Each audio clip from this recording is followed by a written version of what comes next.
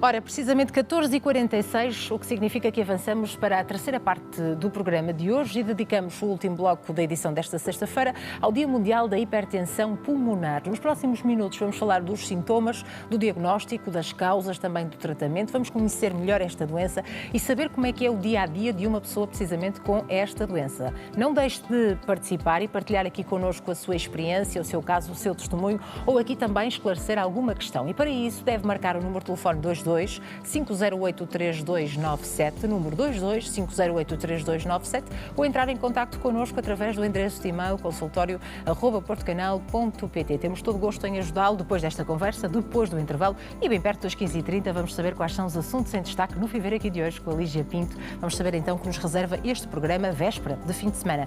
São nossos convidados Patrícia Miranda, enfermeira e vice-presidente da Associação Portuguesa de Hipertensão Pulmonar, a quem agradeço a presença. Muito obrigada. Junta-se também a nós Rui Silva, enfermeiro. Muito obrigada também por estar aqui e depois esta disponibilidade para ajudar todos aqueles que nos acompanham. Se calhar começava consigo e disse o mesmo na conversa anterior. Para assinalarmos o Dia Mundial da Hipertensão Pulmonar, temos que saber o que é a hipertensão pulmonar, não é? Exato, Em que consiste esta doença?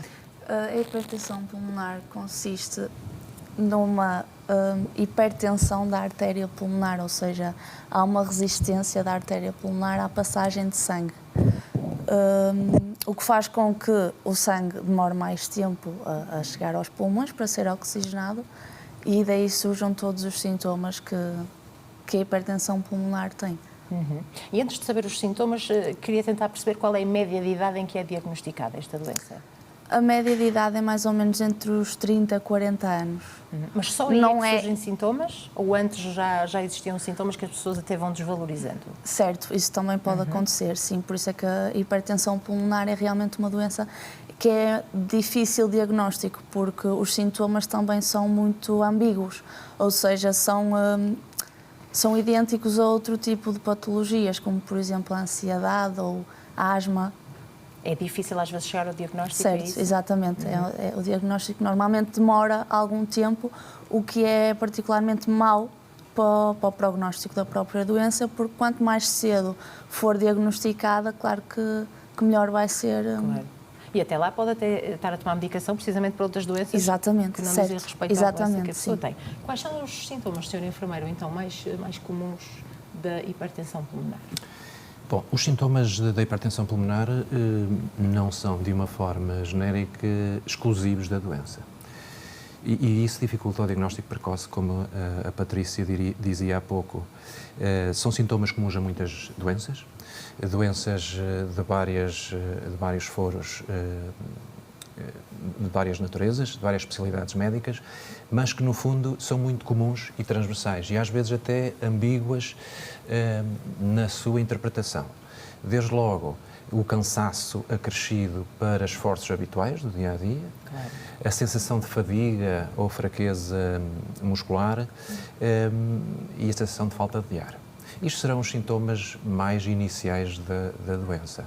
Com o avançar da doença, esses sintomas tendem a agravar e poderão surgir outros. Desde logo, o desmaio ou a perda de consciência, alguns sinais de insuficiência cardíaca, nomeadamente o inchaço ou o edema dos membros inferiores ou até do abdômen, as tonturas, a coloração azulada da pele e das mãos, algumas palpitações e às vezes até a dor torácica. Claro. Poderão ser sintomas. O médico de família normalmente é a porta de entrada, não é? Para todos nós. Quando uma pessoa chega com estes sintomas, não se pensa logo em hipertensão pulmonar, não é? Há análises que são feitas para tentar despistar, se calhar, outras doenças. Claro. Daí a dificuldade do diagnóstico? Sim, sendo sintomas comuns a várias doenças, não se pensa logo na hipertensão pulmonar. E também não se pensa logo na hipertensão pulmonar porque também é uma doença rara. Pois. Há especialistas que dizem que pode haver médicos que em toda a sua carreira nunca contactam com um doente com hipertensão pulmonar. O que dificulta logo a sua suspeição, clínica. E essa fase é uma fase importante, porque se suspeitar precocemente dessa patologia, começam-se a realizar depois exames mais específicos, até um diagnóstico definitivo, que por norma já é feito num centro de tratamento de referência do país, no tratamento da hipertensão pulmonar, através do cateterismo cardíaco direito, que é o exame de eleição na confirmação do diagnóstico. Portanto, assinalar este dia não é só sensibilizar a população, de uma forma geral, mas também os profissionais de saúde. Apesar de ser uma doença rara, ela existe, não é? Sim, e aproveito desde já para dar os parabéns ao Porto Canal e à Associação Portuguesa de Hipertensão Pulmonar em particular, por esta iniciativa nobre, que é divulgar uma doença à população portuguesa, uma doença rara, que muitas vezes é pouco conhecida e por isso não é divulgada.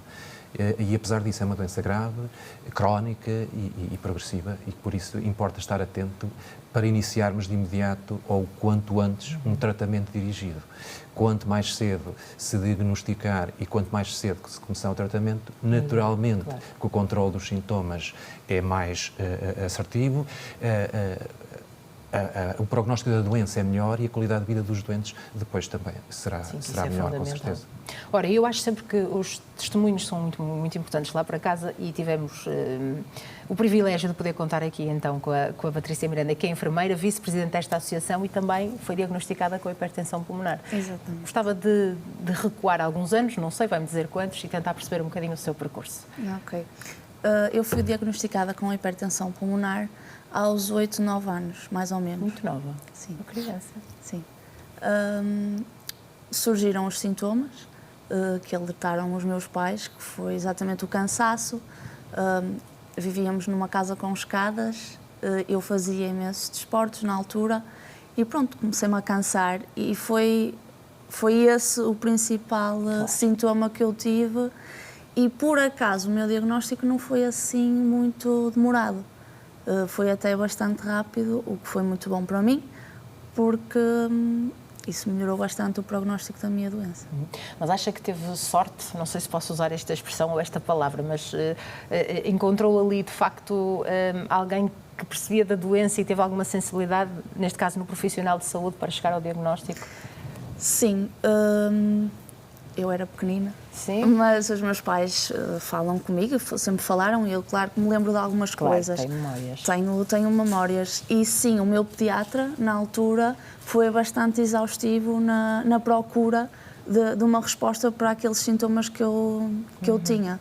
Eu fiz imensos exames, ele foi mesmo bastante exaustivo, ou seja, acho que sim, se calhar tive sorte. Claro, não baixou os braços, não é? Exato. Portanto, por isso é que eu perguntei a idade média, 30, 40, mas no seu caso foi a idade pediátrica. Certo. Mas não é assim tão comum acontecer. Não é comum porque muitas das vezes o que acontece é a pessoa já nascer com a doença.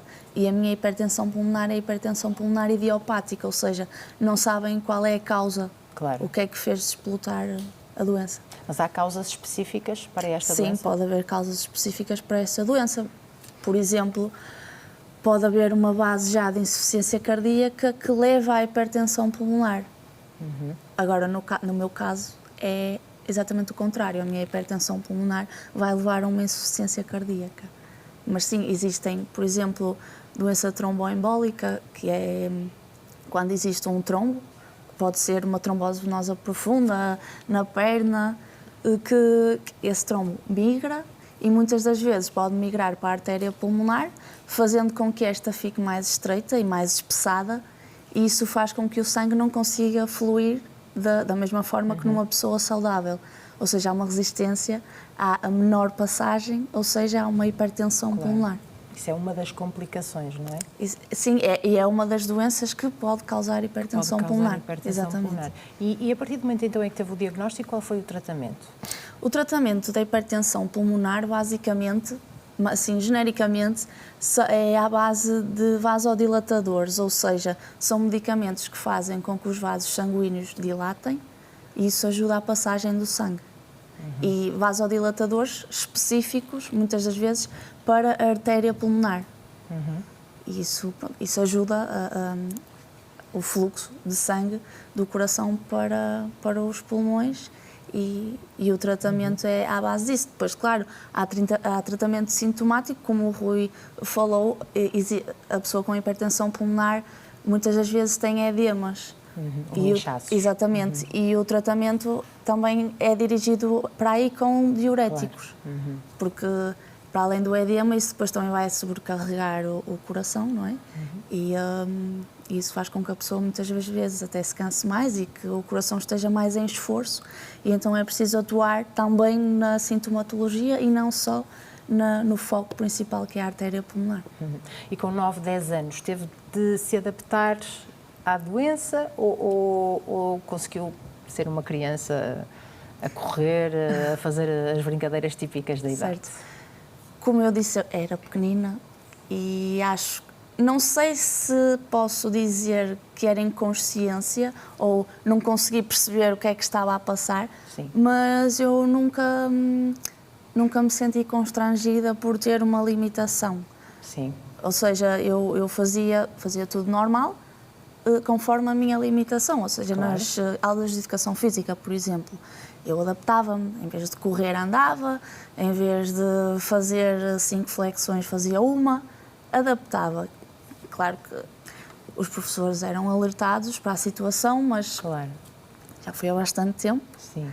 Mas, portanto, foi uma criança que conseguiu contornar bem, não é? Sim, completamente, sim.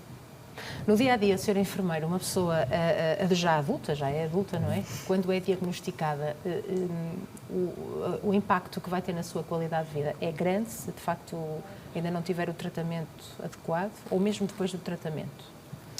É assim, a hipertensão pulmonar tem um grande impacto em atividades rotineiras do dia-a-dia. Como a Patrícia falou, e há pouco abordámos os sinais e sintomas da doença, o cansaço limita muitas das nossas atividades diárias, desde tomar banho, desde de andar, desde trabalhar, e por isso muitas das pessoas com hipertensão pulmonar em idade adulta podem ter que deixar de trabalhar precocemente, com todas essas com as implicações pessoais, psicológicas e sociais que daí advêm.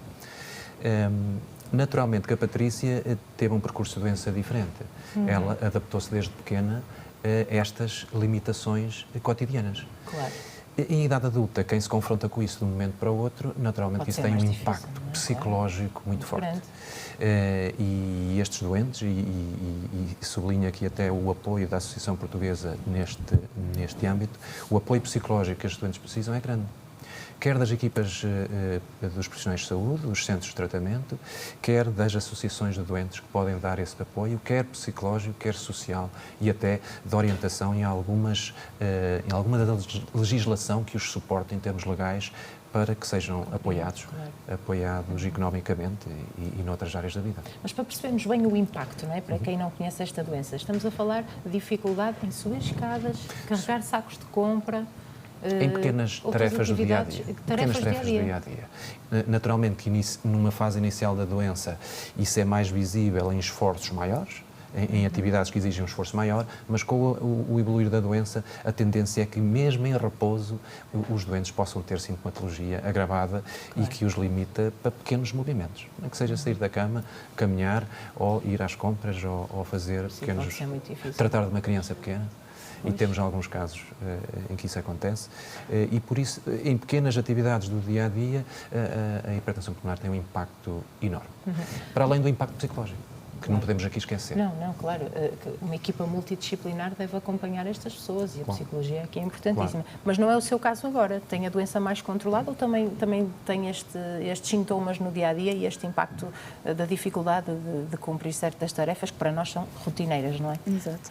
Sim, tenho algumas dificuldades, mas, como o Rui disse, a minha doença sempre esteve bastante controlada e os meus sintomas nunca me limitaram muito.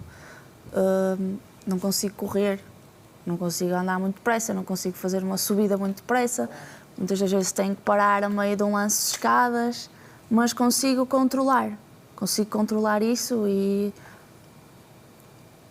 portanto, foi-se adaptando mesmo, certo, não é? exatamente. O facto de agora ser vice-presidente da Associação Portuguesa de Hipertensão Pulmonar começou precisamente pelo diagnóstico, ainda muito nova, não é? Como é que chegou até aqui? É assim, eu estou em contacto com a Associação Portuguesa de Hipertensão Pulmonar desde a sua criação. porque o meu pai foi um dos fundadores, juntamente com a Maria João, que foi a fundadora oficial da associação.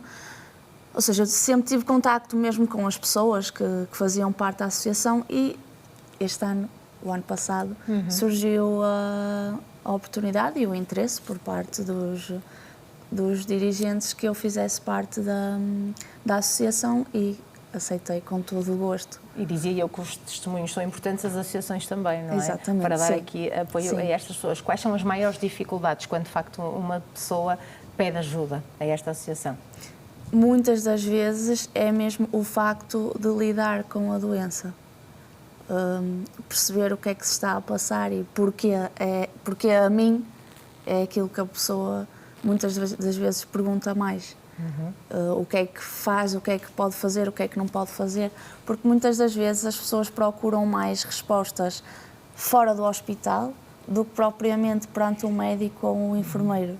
E acho que nós também somos muito importantes nessa parte. E aos olhos da sociedade pode ser difícil explicar esta doença, mesmo para os familiares e amigos? Pode ser difícil por causa da incapacidade que ela pode trazer à pessoa. Ou seja, a pessoa precisa de estar preparada para perceber que vai ter limitações na sua vida diária. E nem toda a gente consegue lidar bem com isso. Claro Penso que que seja a maior dificuldade que a pessoa possa ter. E a toma diária de medicamentos, que vão ser para toda a vida. Existem várias coisas que a pessoa vai ter que mudar na vida quando tem um diagnóstico de hipertensão pulmonar. Enquanto enfermeiro, o papel destas associações, nomeadamente esta, também é muito importante, não é? Para às vezes também esclarecer dúvidas que possam ficar no ar. Às vezes não há tanto tempo para acompanhar aquele doente como queriam e também ter o acompanhamento de outras questões burocráticas mesmo. Claro, o papel das associações é importantíssimo. Aliás, as últimas recomendações internacionais das sociedades científicas reforça o papel das associações e reforça a importância da relação entre os centros de tratamento com as associações de doentes com hipertensão pulmonar. Porquê? Porque os tempos da atividade assistencial nem sempre permitem a disponibilidade suficiente para esclarecer determinadas questões e a associação pode dar um papel importantíssimo nesta área, desde logo nas questões sociais e no apoio psicológico, que nem sempre temos disponível em tempo útil nos centros de tratamento. Naturalmente que o nosso foco é a avaliação clínica dos utentes, a gestão terapêutica dos utentes.